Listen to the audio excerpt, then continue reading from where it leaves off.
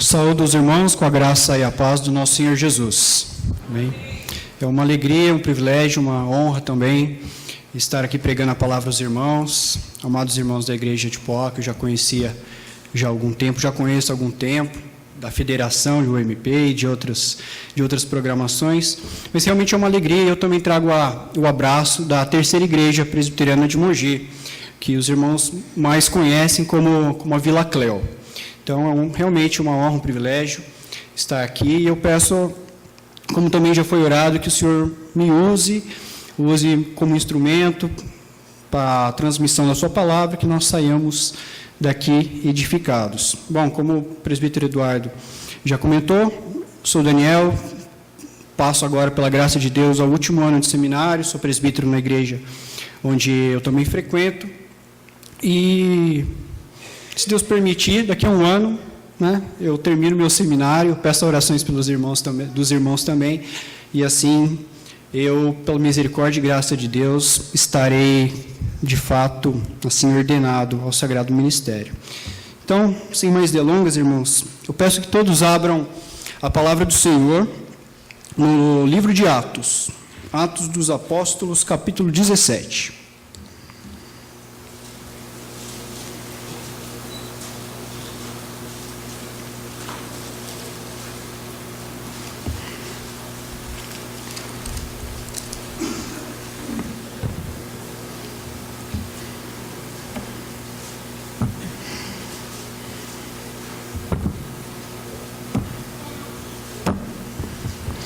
Atos capítulo 17, eu farei a leitura do verso 1 ao verso 9, e os irmãos acompanharão a leitura atentamente.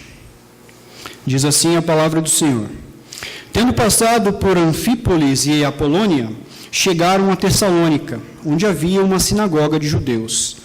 Paulo, segundo o seu costume, foi procurá-los e, por 3 sábados, arrazoou com eles acerca das Escrituras, expondo e demonstrando ter sido necessário que o Cristo padecesse e ressurgisse dentre os mortos. E esse, dizia ele, é o Cristo, Jesus, que eu vos anuncio. Alguns deles foram persuadidos e unidos a Paulo e Silas, bem como numerosa multidão de gregos piedosos e muitas distintas mulheres. Os judeus, porém, movidos de inveja, trazendo consigo alguns homens maus dentre a malandragem, ajuntando a turba, alvoroçaram a cidade e, assaltando a casa de Jason, procuravam trazê-lo para o meio do povo.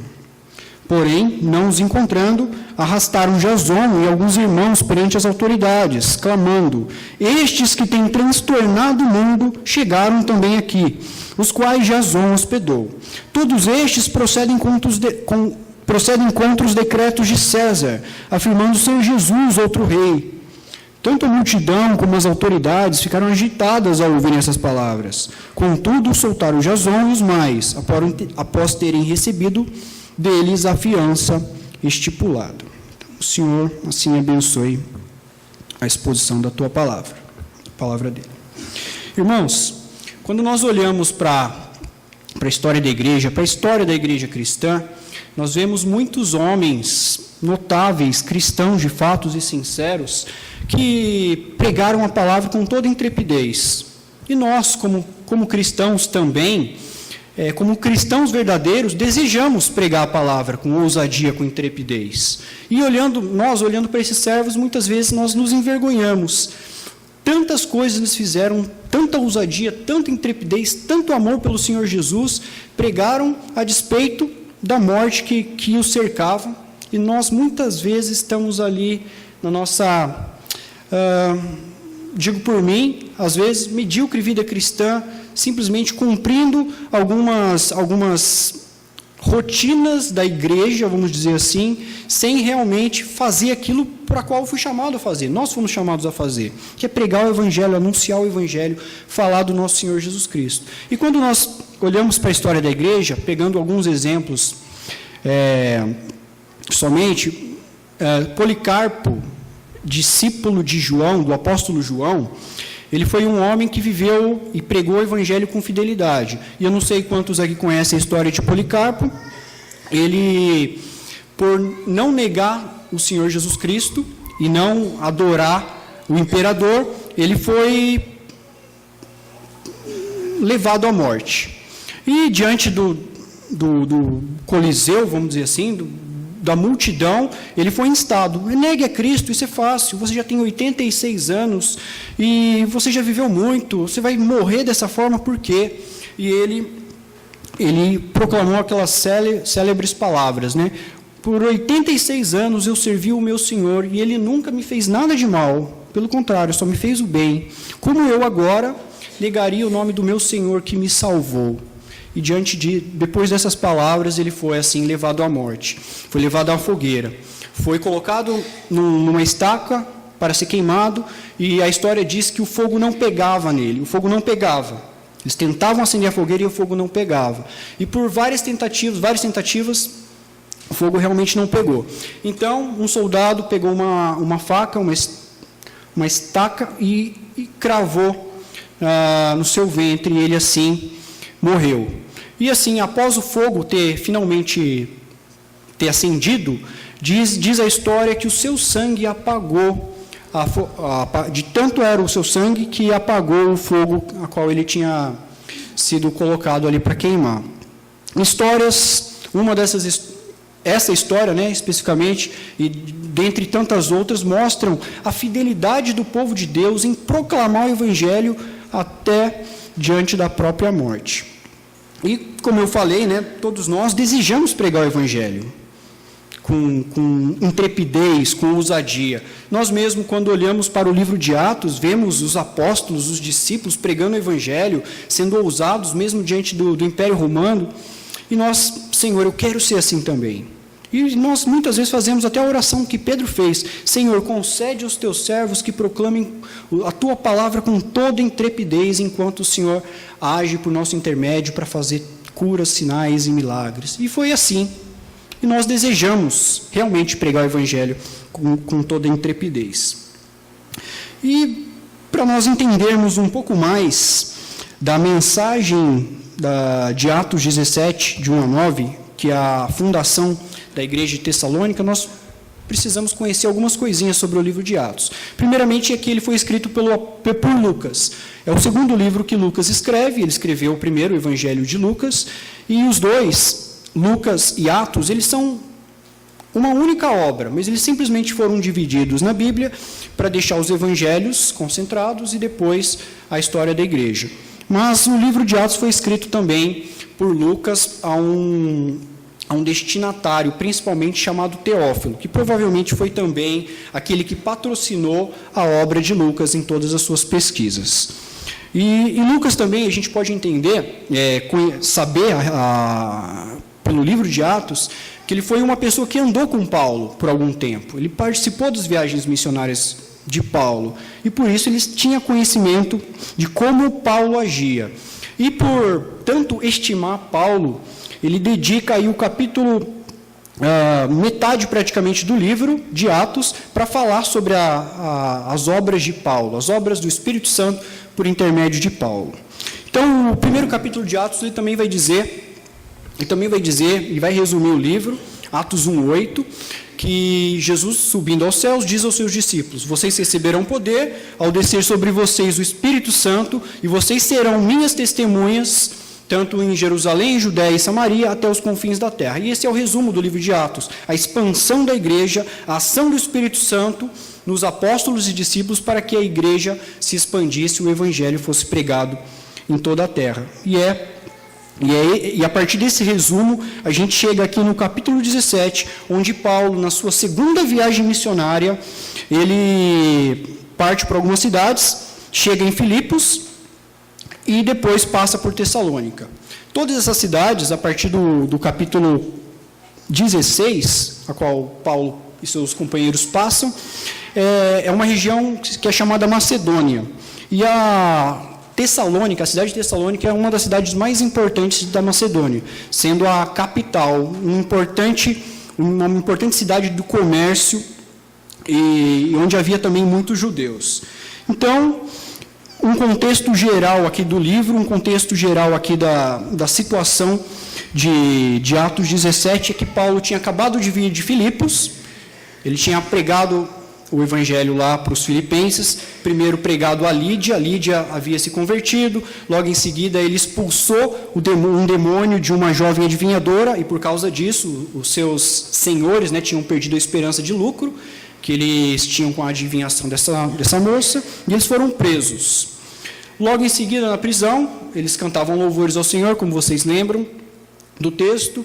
Houve um terremoto, eles foram soltos, o carcereiro queria se matar, e aí ele disse, Paulo e Silas e os demais presos apareceram diante dele e disseram que ele não precisava fazer isso, e assim ele disse que o que ele poderia fazer para ser salvo. E ele responde, Paulo responde que ele deveria crer no Senhor Jesus e toda a sua casa para que eles fossem salvos. Assim, aquele carcereiro e sua família também foi salva, e logo em seguida eles foram soltos da prisão, e após as desculpas das próprias autoridades de Filipos, porque Paulo não poderia ser preso sem um julgamento. Então, logo em seguida, ele parte aí, no nosso texto, de Filipos para Tessalônica. E diz o texto, versículo 1, eu peço que os irmãos acompanhem, que diz assim: tendo passado por Anfípolis e Apolônia, chegaram a Tessalônica, onde havia uma sinagoga dos judeus. Assim, irmãos, diante do texto, nós aprenderemos hoje 3 atitudes na pregação do Evangelho. 3 atitudes que nós devemos ter na pregação do Evangelho. Se é o nosso desejo pregar, se é o nosso desejo ser intrépido na pregação do Evangelho, ousado, nós devemos ter 3 atitudes a partir do ensino desse texto. E a primeira atitude é fidelidade com a mensagem. Nós precisamos ser fiéis à pregação do Evangelho. E é o que Paulo fez, e é o que vai ser exposto aqui, a partir do verso 1 até o verso 4. Diz assim: tendo passado por Anfípolis e Apolônia, chegaram a Tessalônica, onde havia uma sinagoga dos judeus. Então, Lucas aqui, ele explica que Anfípolis e Apolônia, Paulo e seus companheiros simplesmente passaram porque eram cidades onde não havia sinagoga. E Paulo, como de costume, assim como Jesus também fazia, ele ia pregar onde tinha uma sinagoga, porque a promessa do Evangelho no Antigo Testamento foi dada primeiramente aos judeus. O Evangelho da promessa foi dado primeiramente aos judeus e em seguida para todos os povos, para os gentios. Então Paulo, ele não parou nessa cidade de Anfípolis e Apolônia, porque lá eram cidades pequenas e não havia ali uma sinagoga onde os judeus se reuniam para ler as Escrituras, para ler a lei, para ler os profetas, para cantar os salmos. Então Paulo simplesmente passou por ali. E essa distância que ele percorreu foi de mais ou menos 160 quilômetros. Lembrando que naquela época não existia carro, né?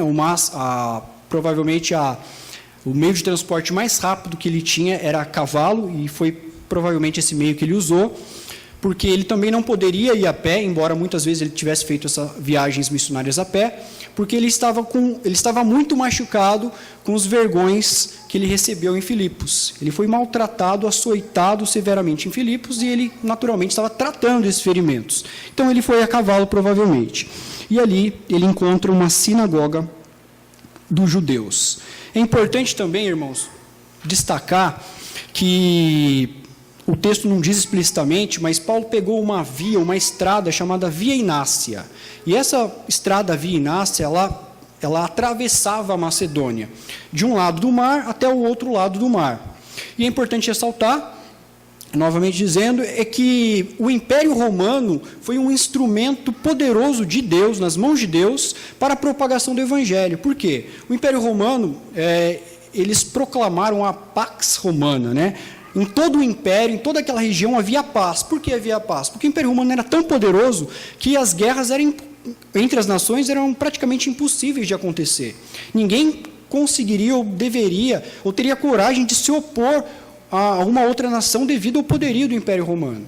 E diante desse poderio, dessa boa administração que o Império Romano tinha em toda a região, eles também construíram estradas. E essa era vamos dizer assim, uma grande avenida, uma grande rodovia onde os comerciantes passavam, onde as pessoas iam de uma cidade para outra. E essa estrada foi usada por Deus, né, ela foi utilizada por Paulo, né, para que o evangelho fosse assim expandido por toda a região. Então Paulo, Silas e alguns companheiros pegam essa estrada e chegam assim até Tessalônica. Diz o versículo 2: Paulo, segundo o seu costume, foi procurá-los e por 3 sábados arrazoou com eles acerca das Escrituras. Conforme eu também já disse, era costume de Paulo procurar primeiro uma sinagoga para pregar. A gente vai conseguir enxergar isso se a gente vai ler o livro de Atos. As sinagogas eram o primeiro lugar onde todos os apóstolos iam pregar o evangelho primeiramente. Por quê? Como eu já disse, era uma promessa de que Deus salvaria o povo judeu. A promessa do evangelho, a promessa de salvação viria primeiro para o povo judeu. E por que essa promessa viria primeiro para o povo judeu? Porque os irmãos devem estar lembrados da promessa de Gênesis 3,15, onde Deus diz para Eva que o seu descendente esmagaria a cabeça da serpente. E esse descendente, ele foi prometido, ele foi revelado de uma maneira mais clara no Antigo Testamento, em Deuteronômio, em Davi, nos Salmos, nos profetas. E os judeus precisavam saber que o Messias que eles tanto esperam é Jesus. Então, por isso que Paulo ia primeiramente para uma sinagoga. Os judeus precisavam saber que Jesus, aquele que eles mesmos mataram na cruz, crucificaram, é o Messias que eles tanto aguardavam para a salvação deles. Eles aguardavam ansiosamente a salvação, eles esperavam ansiosamente pelo Messias, o Cristo, aqueles que restaurariam o povo de Israel, a nação de Israel. E eles, assim, o rejeitaram, como a gente bem sabe, né? A maioria, pelo menos, deles. Então, Paulo ia primeiro, como de costume, às sinagogas pregar a palavra. E ele foi procurá-los e por 3 sábados arrazoou com eles acerca das Escrituras. Os 3 sábados que Paulo e Silas pregaram aqui, não foi exatamente o tempo que eles passaram em Tessalônica. Provavelmente eles passaram mais tempo em Tessalônica, alguns meses, porque a carta de Paulo aos Tessalonicenses fala que Paulo teve que trabalhar durante o período que ele lá esteve para se sustentar, para que ele não precisasse depender de ninguém. Então, os 3 sábados foi simplesmente descrito aqui como o período em que Paulo conversou com os judeus, arrazoou, dialogou a respeito das Escrituras com os judeus. E arrazoou com eles acerca das Escrituras, né? Paulo ele foi tentando e persuadindo os judeus que Jesus Cristo é o Messias que eles tanto esperam. Mas por onde? Por qual o meio que Paulo usou para provar? As Escrituras Sagradas. E que Escritura é essa aqui? Hoje nós temos a Escritura como o Antigo e Novo Testamento em nossas mãos, mas naquela época eles só tinham o Antigo Testamento. Então as Escrituras daquela época eram o Antigo Testamento. E provavelmente Paulo usou aí um Antigo Testamento escrito em grego para provar para os judeus que Jesus Cristo de fato era o Messias que eles esperavam. E o versículo 3 vai dizer: expondo e demonstrando ter sido necessário que o Cristo padecesse e ressurgisse dentre os mortos. E esse, dizia ele, é o Cristo Jesus, que eu vos anuncio. A palavra aqui, expondo e demonstrando, aponta a ideia de que, enquanto Paulo abria as Escrituras e dava argumentos dizendo, a partir do Antigo Testamento, dizendo que Jesus Cristo deveria morrer, ressuscitar, e que ele mesmo era o Messias, o sentido é de que ele abria o entendimento daquelas pessoas. É o mesmo texto de Lucas 24 que eu peço que vocês abram. O verbo é o mesmo, o sentido é o mesmo. Abram lá, por gentileza, em Lucas capítulo 24.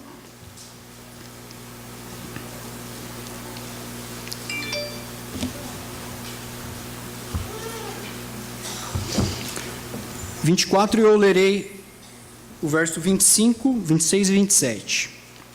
Diz lá: então lhes disse Jesus: honestos e tardos de coração para crer em tudo o que os profetas disseram. Porventura não convinha que o Cristo padecesse e entrasse na sua glória? E começando por Moisés, discorrendo por todos os profetas, expunha-lhes o que a seu respeito constava em todas as Escrituras. Então, assim como Jesus, Paulo também usava as Escrituras para tentar convencer os judeus a respeito da sua própria vinda. E olha só o versículo 44, a partir do versículo 44 aí de Lucas 24. A seguir, Jesus lhes disse: são estas palavras que eu vos falei, estando ainda convosco. Importa que se cumprisse tudo o que de mim está escrito na lei de Moisés, nos profetas e nos salmos. Então lhes abriu o entendimento para compreenderem as Escrituras, e lhes disse: assim está escrito que o Cristo havia de padecer e ressuscitar dentre os mortos, e no terceiro dia, e que em seu nome se pregasse arrependimento para remissão de pecados para todas as nações, começando de Jerusalém. Então, versículo 45 especificamente, a Bíblia vai falar que Jesus abriu o entendimento dos discípulos para que eles compreendessem as Escrituras. E o que a gente aprende com isso de uma maneira mais pessoal é que os homens, nós, podemos argumentar da maneira mais clara, mais lógica, mais persuasiva, humanamente falando, possível. Mas tão somente quando o Espírito Santo abre o nosso entendimento, é que nós vamos realmente entender o que significa as Escrituras que nós estamos lendo, as Escrituras que nós estamos ouvindo. Então, é tão somente pelo Espírito Santo que nós podemos compreender. E Paulo, apesar de usar argumentos inteligentes, argumentos lógicos, ele tinha certeza que a sua pregação fiel não dependia dele. A salvação das pessoas não dependia dele, mas dependia da ação do Espírito Santo no coração dos seus ouvintes. No capítulo 16 de Atos também, eu peço que os irmãos voltem lá para Atos, versículo 14, vai dizer assim, dando uma amostra, um exemplo do que é esse abrir, né? Atos 16, versículo 14, diz assim: certa mulher chamada Lídia, da cidade de Tiatira, vendedora de púrpura, temente a Deus, nos escutava. O Senhor lhe abriu o coração para atender as coisas que Paulo dizia. Então aqui nós temos um exemplo claro de que Paulo realmente ele pregava a palavra com fidelidade. Ele demonstrava a partir do Antigo Testamento que Jesus deveria morrer e ressuscitar, que esse Messias é o Cristo que veio, a qual os judeus tinham acabado de crucificar, mas tão somente o Espírito Santo é que podia abrir o coração das pessoas para entender. Da mesma forma nós. Eu particularmente, eu passei 21 anos da minha vida sem conhecer a Cristo. Embora tivesse ouvido e lido a palavra de Deus, a Bíblia algumas vezes, mas nada disso fazia sentido para mim. E vocês também podem olhar para a vida de vocês e perceber que por muito tempo vocês olhavam para a Bíblia e nada entendiam. Somente quando o Espírito Santo agiu no seu e no meu coração que nós pudéssemos dizer, como eu pude estar tão cego diante de algo tão claro? Jesus morreu por mim. Ele morreu, ressuscitou e um dia vai voltar.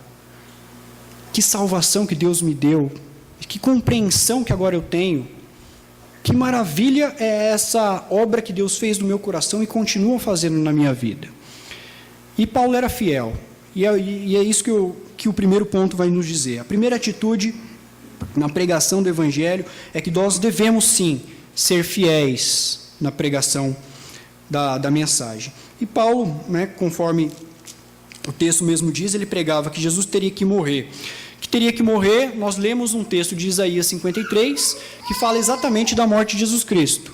Isaías 53 é o ponto alto da proclamação de Jesus no Antigo Testamento. Qualquer pessoa que, mesmo que não tenha lido o Novo Testamento, e lê Isaías 53, vai perceber que aquele sofrimento do servo sofredor é Jesus, se referia a Jesus. E Isaías 53, então, é o ponto alto.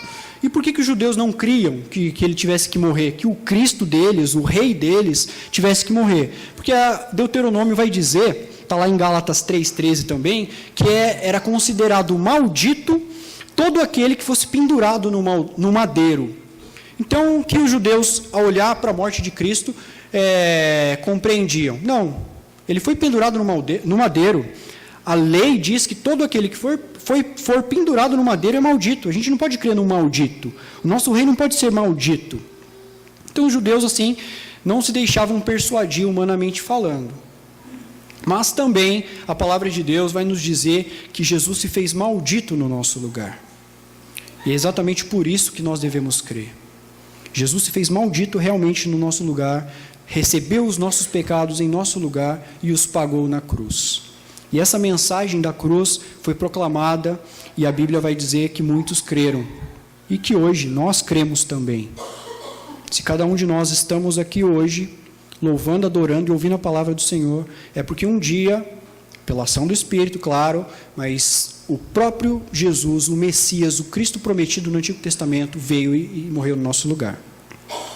E diz a palavra, né? É necessário, ter sido necessário. O que significa esse ter sido necessário? É que a necessidade era de se cumprir as Escrituras. Se Jesus Cristo veio ao mundo, se a segunda pessoa da Trindade veio ao mundo, era necessário que ele morresse, por causa para que se cumprisse as Escrituras. Mas também é necessário, porque nós não podemos pagar o nosso pecado. Você, por mais bondoso, por mais uma boa pessoa que você tenha sido, você nunca poderá pagar o seu próprio pecado. A glória e a santidade de Deus é muito grande, é muito valiosa. Enfim, ela tem um valor infinito. E nós, como seres infinitos, por mais santos, entre aspas, que nós fôssemos, que nós tentássemos ser, nós nunca conseguiríamos pagar. Por isso, ter sido necessário que Jesus Cristo morresse pelos nossos pecados. Nós não somos salvos pelas obras, Efésios 2:8 vai dizer, para que ninguém se orgulhe diante de Deus, dizendo, Senhor, como eu fui bom, o Senhor me salvou, foi a melhor coisa que o Senhor fez, porque o que me faltava era ser salvo. Provavelmente os irmãos já ouviram essa expressão. Olha aquela pessoa tão boa que é, só faltava ser salvo. Não, faltava tudo, ela estava condenada. Deus, ele seria justo se condenasse toda a raça humana ao inferno, ao lago de fogo e enxofre. Ele seria justo se te condenasse, se me condenasse, e mandasse todos para o inferno.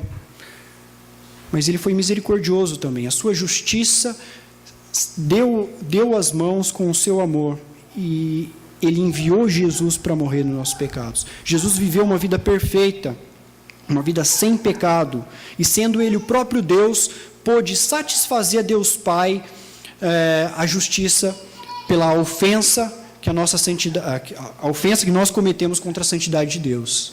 Você e eu somos pecadores, irmãos, continuamos sendo pecadores.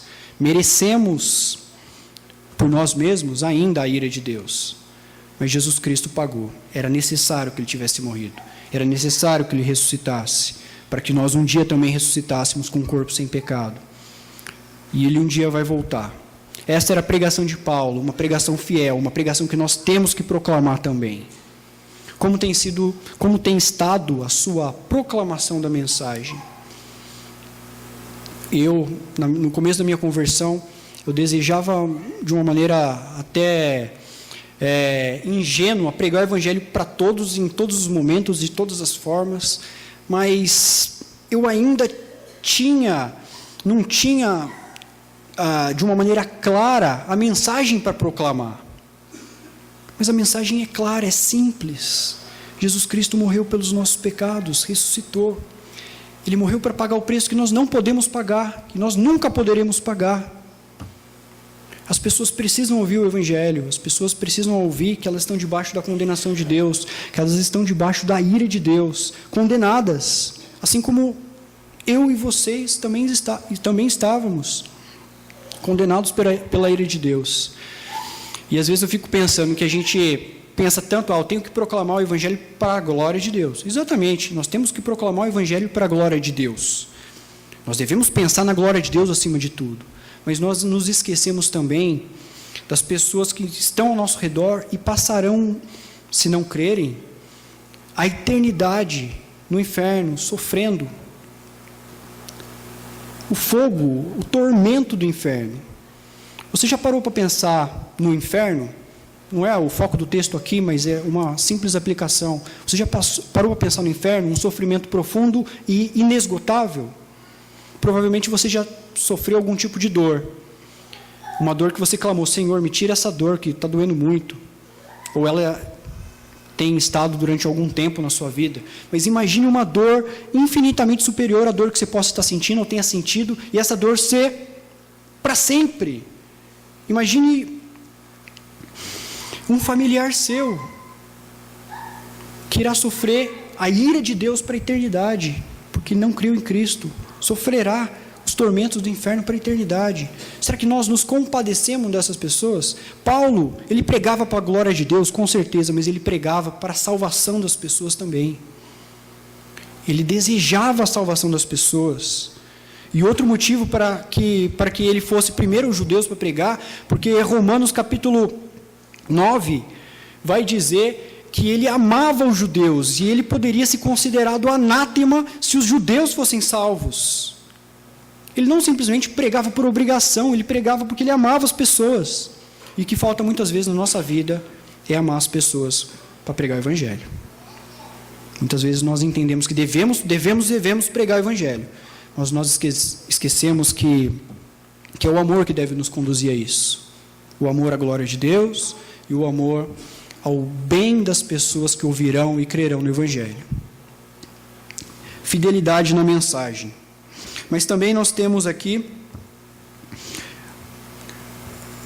uma segunda atitude na pregação do evangelho. É que nós devemos esperar a salvação das pessoas.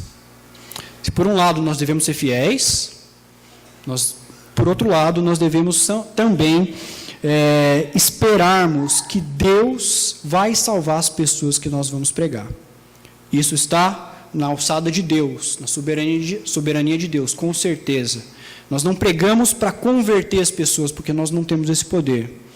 Mas nós devemos pregar esperando que Deus tem seus eleitos ao redor do mundo. E os eleitos do Senhor, ao ouvirem a palavra do Senhor, eles irão crer no Senhor. E olha o que diz o versículo 4. Alguns deles foram persuadidos e unidos a Paulo e Silas, bem como numerosa multidão de gregos piedosos e muitas distintas mulheres. Então o texto vai dizer que alguns deles eram judeus, foram persuadidos e unidos a Paulo. Esses dois verbos estão aqui na voz passiva, ou seja, eles foram persuadidos por Deus, Deus foi o ativo nessa persuasão, e Deus é que os uniu a Paulo e Silas. Deus é quem os uniu à igreja de Cristo. A pregação deve ser fiel, devemos pregar com fidelidade. Mas devemos esperar que Deus é quem vai agir no coração dessas pessoas para persuadir e unir essas pessoas para quem nós estamos pregando ao Evangelho, à salvação. Então, quando você e eu pregarmos o Evangelho, nós devemos confiar: Senhor, eu sei que o Senhor tem seus eleitos e que é pela pregação do Evangelho que as pessoas serão salvas. Romanos 10:17 vai dizer que a fé vem pelo ouvir, e ouvir do quê? Da palavra de Cristo, da palavra de Deus. Então nós devemos confiar, crer na promessa de que quando nós pregamos o Evangelho, as pessoas, na soberania de Deus, podem se converter e vão se converter. Talvez não exatamente na nossa presença, às vezes sim, às vezes não, mas que os eleitos, ao ouvirem o Evangelho, eles se converterão ao Senhor.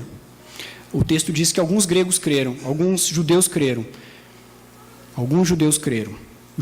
A mensagem foi primeiramente para eles, e realmente Deus assim salvou alguns dos judeus. Mas é interessante que o texto faz um contraste. Enquanto alguns judeus creram, olha só o texto: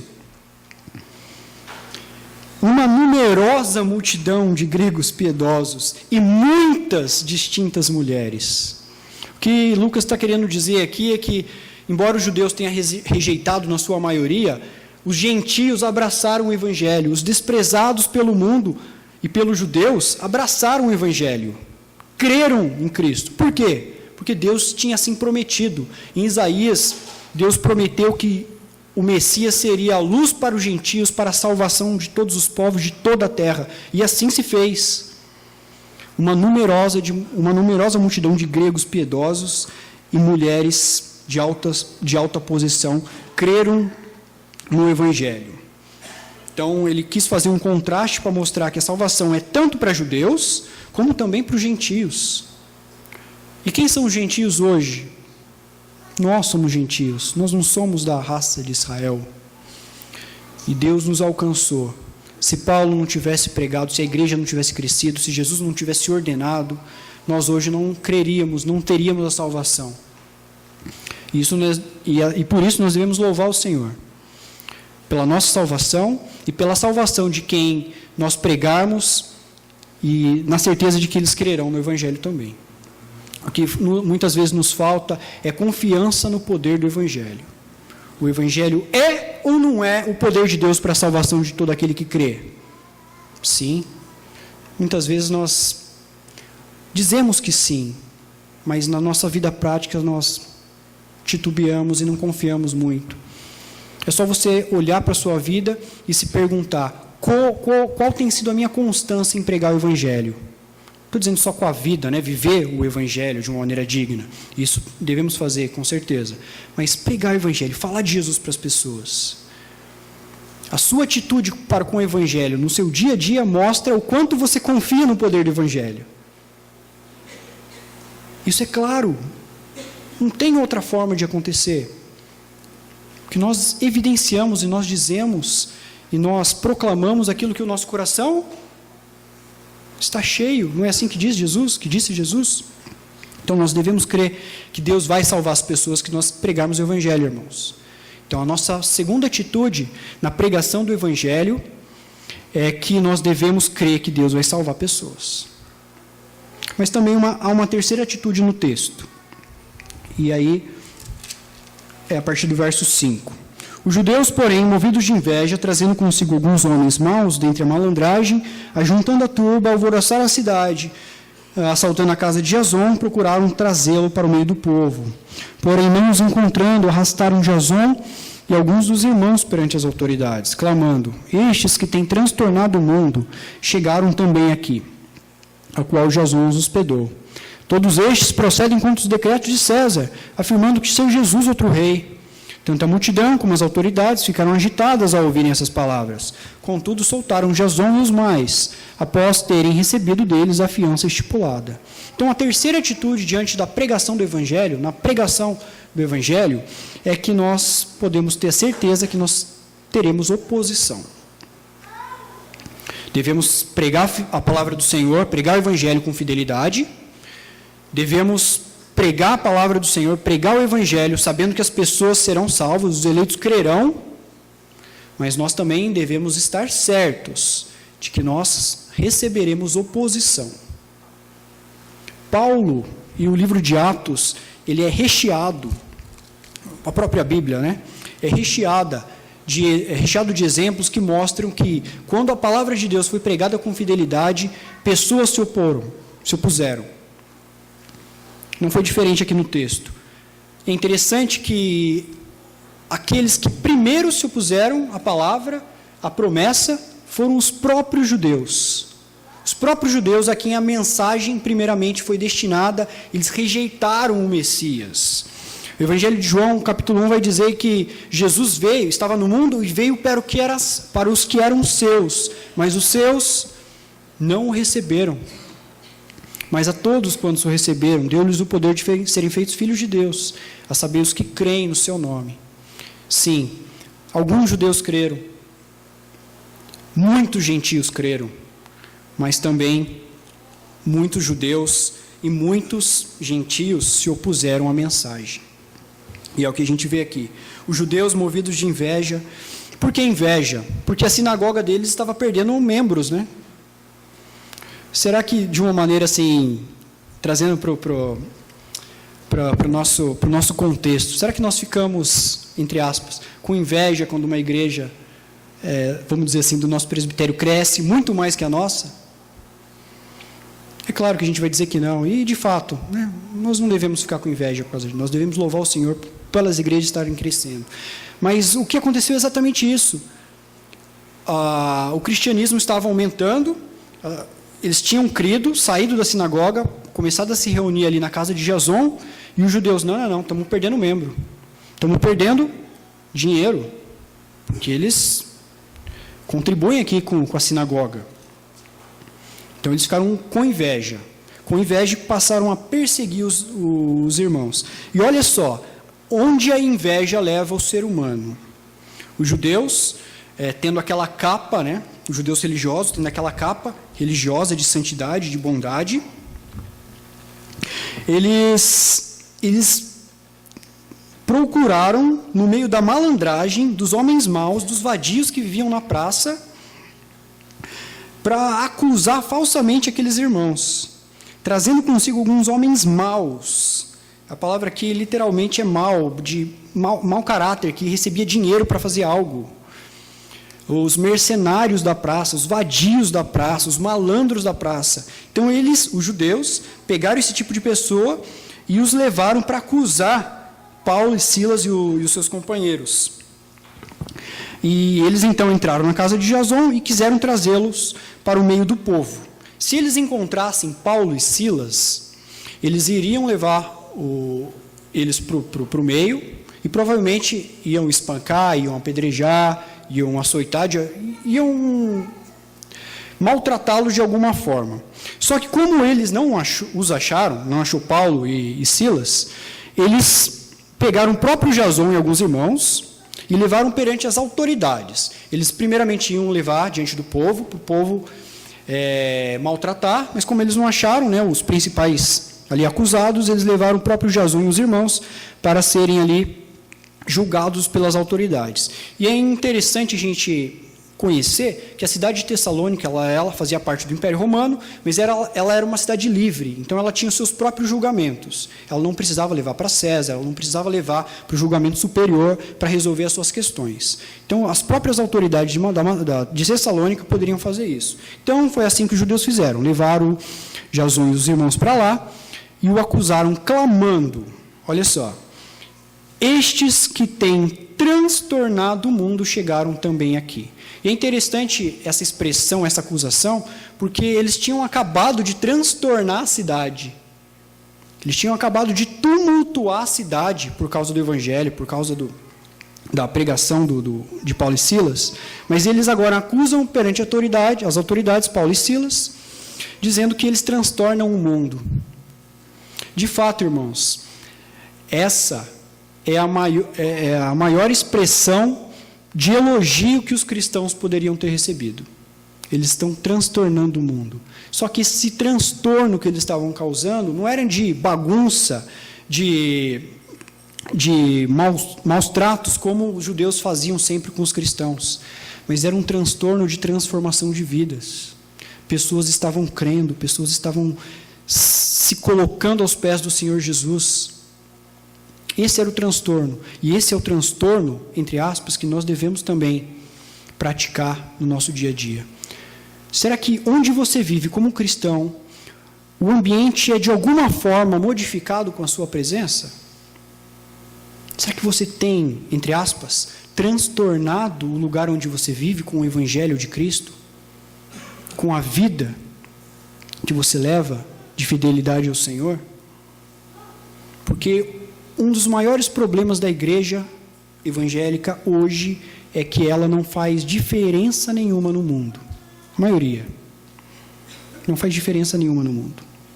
Por que as pessoas muitas vezes não abraçam o evangelho? Porque é muito mau testemunho, muita desonestidade, muita corrupção, muita perversidade, muito mundanismo, muito secularismo, muito materialismo. Nós pensamos muitas vezes, estamos muito mais preocupados com a nossa própria vida material, a nossa própria vida aqui na terra, e deixamos de testemunhar para o mundo. Nós não estamos transtornando o mundo com a mensagem do Evangelho que nos foi confiada, com a mensagem do Evangelho que nos salvou. E fica para cada um de nós pensar e meditar diante do Senhor. Qual tem sido a minha influência no local onde eu vivo, na minha casa, onde eu trabalho, onde eu estudo, onde eu jogo futebol, onde eu pratico esporte, enfim, onde eu esteja. Qual tem sido o meu transtorno? Porque embora tenha sido uma acusação para difamar os irmãos Paulo e Silas aqui, e tantos outros, foi a maior expressão de elogio que o cristianismo recebeu. Então, assim, eles foram levados, Jason foi levado, e alguns irmãos foi levado perante as autoridades, e ele assim, pagando uma fiança, né, porque os principais acusadores não estavam ali, eles não poderiam julgar, então eles foram soltos após a fiança. E essa fiança aqui, é importante nós conhecermos também. Por quê? Essa fiança não é simplesmente um dinheiro que eles pagaram e foram soltos, como a gente está acostumado e conhecemos aqui. Essa fiança foi um tratado que eles fizeram, um tipo de um contrato que eles fizeram, para que eles não mais, Paulo e Silas, não mais voltassem à cidade para pregar o evangelho. Ou seja, eles não deveriam mais aparecer ali, senão tanto Jason como os irmãos seriam presos, poderiam ser açoitados, e como também o próprio Paulo e Silas seriam presos. E isso, Paulo vai falar na carta aos Tessalonicenses, que Satanás nos barrou o caminho.